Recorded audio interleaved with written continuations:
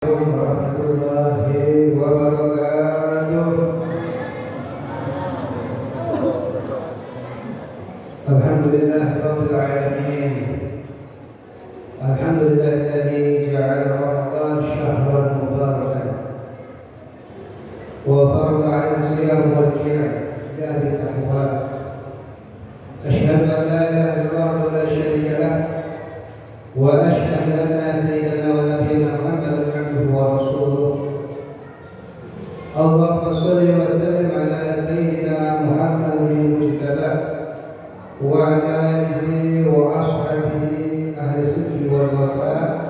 Amma ba'd. Alhamdulillah, syukur kepada Allah Subhanahu wa taala di malam yang cerah ini kita dapat berkumpul dalam rangka melaksanakan ibadah baik yang wajib maupun yang sunnah. Alhamdulillah kita telah melaksanakan sholat Isya berjamaah dan juga sholat tarawih. Mudah-mudahan semua dikabulkan oleh Allah Subhanahu wa taala. Amin ya rabbal alamin. Tak lupa salawat dan salam kita kepada junjungan kita, penghulu kita, pemimpin dunia dan akhirat, Nabi besar Muhammad sallallahu alaihi wasallam, yang sama kita hormati dan kita muliakan segenap pengurus masjid Darussalam. Mudah-mudahan selalu Allah Subhanahu wa taala, juga Bapak Dr. Haji Hamzahas, mudah-mudahan panjang umur sehat walafiat. Salam Allah Subhanahu wa taala. Amin ya rabbal alamin. Bapak-bapak, Ibu sekalian, tugas kita sebagai manusia, tugas pokok kita yaitu beribadah kepada Allah Subhanahu wa taala.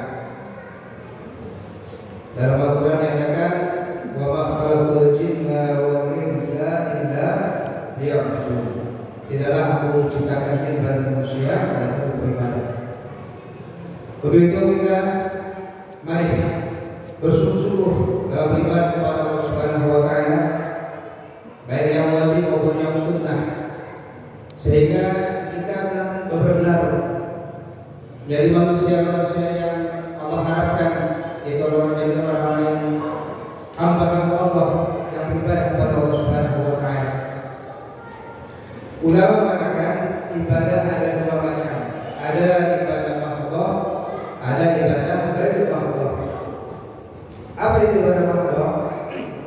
Ibadah mahdhah adalah ibadah yang memang sudah dapat dari Allah Subhanahu wa taala, dari Rasulullah sallallahu alaihi wasallam, baik rukun dan syarat, seperti ibadah puasa, sholat, zakat, haji.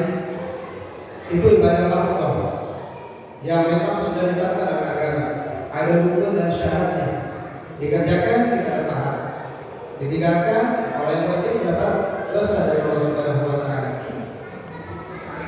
Ada yang ghair mahdhah, yaitu ibadah yang semata-mata harus kita niatkan, perlu dengan niat, yaitu ibadah yang asal mulanya hukumnya mubah, seperti makan, minum, tidur.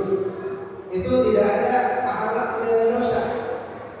Namun kalau kita niatkan tidur, kita niatkan agar buat ibadah kepada Allah Subhanahu wa taala, pun makan atau minum, kita niatkan untuk ibadah kepada Allah Subhanahu wa taala, hal-hal yang mubah tadi naik derajat menjadi sunnah, menjadi berpahala dari Allah Subhanahu wa taala. Ada catatan dengan ibadah dari Allah Subhanahu wa taala. Bahkan salah seorang sahabat Rasul sallallahu alaihi wasallam, yaitu Sayyidina Ali bin Abi Thalib, beliau membagi ibadah menjadi 3 golongan. Ada ibadahnya tuja, katuja. Ada ibadahnya ka'id, dan juga ada ibadahnya ka'arifin. Jadi ada orang ibadah seperti orang pedagang, nyari untung. Ibadahnya hanya mengharap pahala dari Allah Subhanahu wa taala. Katuja, pedagang. Yang kedua, ibadahnya ka'id, ibadahnya takut karena siksa Allah Subhanahu wa taala. Kalau nggak ibadah takut disiksa dalam neraka. Seperti seorang hamba kalau nggak bekerja disiksa oleh tuannya. Yang ketiga, ibadahnya arifin. Nah ini agak sulit. Ibadahnya orang-orang yang memang dekat kepada Allah Subhanahu wa taala. Para ulama yang memang ibadahnya menghadiri Allah Subhanahu wa taala. Karena syukur terhadap nikmat yang Allah berikan. Namun semuanya itu ibadah. Hukumnya atau derajatnya ikhlas. Termasuk digolongkan oleh orang ikhlas. Cuma tingkatannya beda-beda. Tentunya ibadah arifin yang hebat. Ya. Nah, artinya di dalam beribadah kita harus berlandaskan dengan ikhlas kepada Allah Subhanahu wa taala. Mengharap ridho Allah Subhanahu wa taala. Baik ibadah dalam bulan Ramadan atau di luar bulan Ramadan. Kita harus mengatakan ikhlas kita kepada Allah Subhanahu wa taala. Karena apa? Karena ibadah tanpa dilandaskan dengan ikhlas sia-sia. Bahkan alhamdulillah bukan mendapat pahala, bahkan mendapat azab dari Allah Subhanahu wa taala. Karena ibadahnya bukan karena Allah. Kata Ibnu Rushd mengatakan, maka nalillah yatim wa maka nalillah yang hadim. Sesuatu yang diniatkan karena Allah Subhanahu wa taala akan sempurna, akan membawa keberkahan, mendapat pahala dari Allah Subhanahu wa taala. Namun sesuatu karena bukan Allah, karena dia ujub, takabur, yang hadir akan binasa, akan hancur, gak ada apa-apa, bahkan dapat siksa nanti di akhirat. Alhamdulillah. Oleh karena itu Abu Ghazali mengatakan bahwasanya di dalam kitabnya beliau mengatakan an-nasu kulluhum halaka. Manusia ini kita ini semua binasa nanti. Alhamdulillah. Kita semua rugi, binasa, hancur, tidak ada apa-apaan. Ilal alimun, mereka orang-orang yang alim, orang yang mengerti tentang agama, orang yang belajar agama. Ingat, orang yang belajar agama. Kenapa? Karena ibadah kita ini semua sholat tarawih, puasa, tanpa dasar ilmu sia-sia semuanya. Bahwa man begini yang baru akan lupa betul lah, atau baru kita sering dengar. Tapi tidak sampai situ. Imam Ghazali mengatakan, wal alimuna kulluhum halka illal amilun. Orang-orang alim semuanya itu binasa, melainkan orang-orang yang mengamalkan ilmunya. Oh, ya. Setelah dia mengerti tentang ilmu agama, dia amalin ilmunya. Makanya dia dalam kitab Zubat dikatakan apa tuh? Ya, fa'alimun bi ilmihi lam ya'malan mu'addadun min qabli ubadil wasan. Jadi kita nih orang-orang ini atau orang alim, orang yang mengerti tentang agama, yang tahu sholat, puasa, zakat, nggak diamalin itu ilmunya, nanti di akhirat alhamdulillah diazab sebelum orang yang menyembah berhala diazab. Itu semua diazab. Kalau kita punya ilmu tapi tidak diamalin. Tuh ya. Wal amiluna ulum halka ilal muhlisun.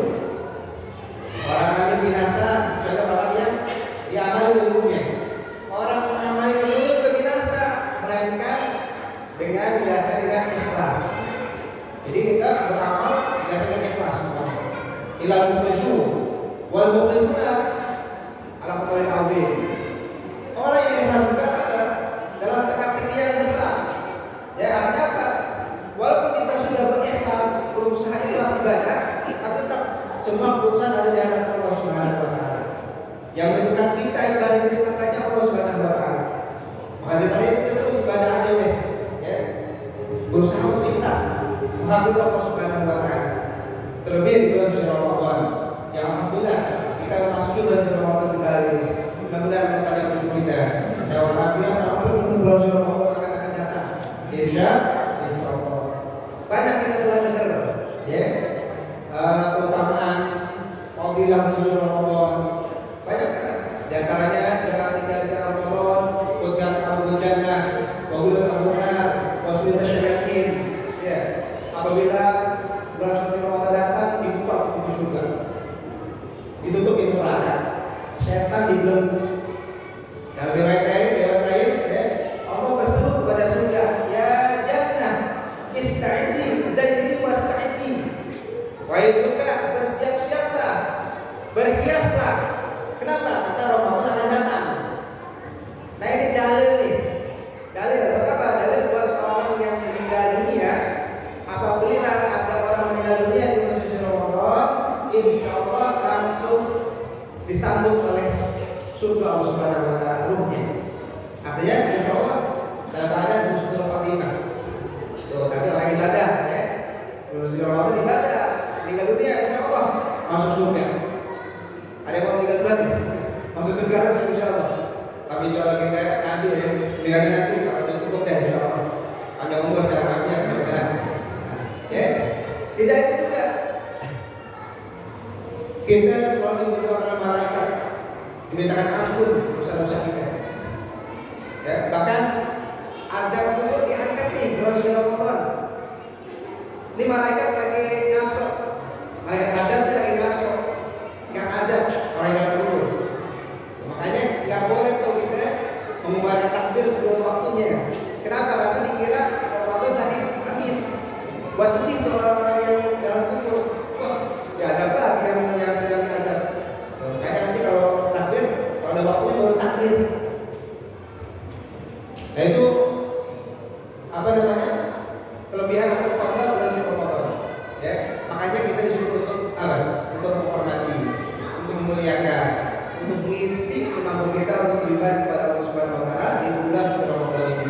Satu kisah, ya dulu ada orang majusi ya, orang yang api, dia punya anak, ya dia ini orang majusi dagang di pasar.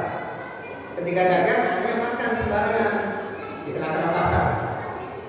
Melihat anaknya makan, ini manusia marah besar, dikebukin, terus si anak dikebukin sampai babak belur. Di tengah-tengah orang pada melihatnya, orang-orang yang Islam berarti manusia ini padahal beragama Islam, tapi melihat anaknya lagi makan di bulan suci Ramadan, dikebukin habis-habisan.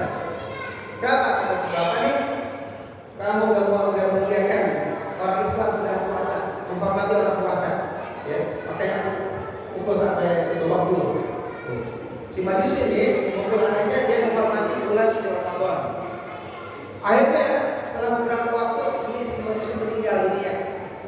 Setelah meninggal dunia, dimimpikan kalau ulama setempat, ternyata dia sudah mendapatkan kenikmatan dari Allah Subhanahu Wa Taala. Ditanya, kan ada orang majusi dan orang Islam tapi dapat kenikmatan dalam kubur. Dibilang begini, ketika meninggal dunia sudah hidayah taufik, ya dengan sebab dia memuliakan bulan suci Ramadan. Orang majusi yang ibadah tapi tidak akan memuliakan bulan suci Ramadan, Allah angkat badannya, Allah berikan kenikmatan dalam kubur.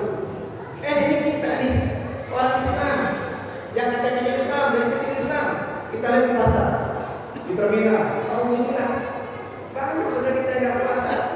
Seharusnya memuliakan bulan Ramadan, ini malah mengotori bulan Ramadan. Karena Ramadan dua nih, bawa rahmat, bawa laknat. Bawa rahmat Ramadan untuk siapa? Untuk orang yang mengisi beribadah, menghormati, memuliakan bulan Ramadan. Namun membawa laknat buat siapa? Buat orang Islam yang alhamdulillah dia mengotori kesucian bulan suci Ramadan. Terakhir kisah, ya. Nanti di akhirat, hari kiamat, ada orang sedang dicambuk oleh malaikat. Alhamdulillah, sebelum masuk neraka dicambuk oleh malaikat, digebukin, pakai cambuk api. Ini sakit-sakitan, minta tolong, melihat Nabi. Ini siapa ini dan Nabi? Ternyata menunjuk kepada Nabi Muhammad. Dia berlari kepada Nabi, minta tolong, ya Nabi, ya Nabi Allah, isfa'ni, syafi'ni, ya Rasulullah, tolong aku, beri syafaat aku ya Rasulullah. Kata siapa nih? Kata seorang tadi yang dalam bahasa Islam, digebukin, malaikat dicambuk. Nabi melihat umat sedang dicambuk, dia angkat tangan. Karena Nabi adalah rahmatul alamin, pemaaf, ya, ingin berikan syafaat, angkat tangan dulu, pengen doain. Namun malaikat yang mencambuknya ngomong sama Nabi, ya Rasulullah, inna khasmahu Ramadan, inna khasmahu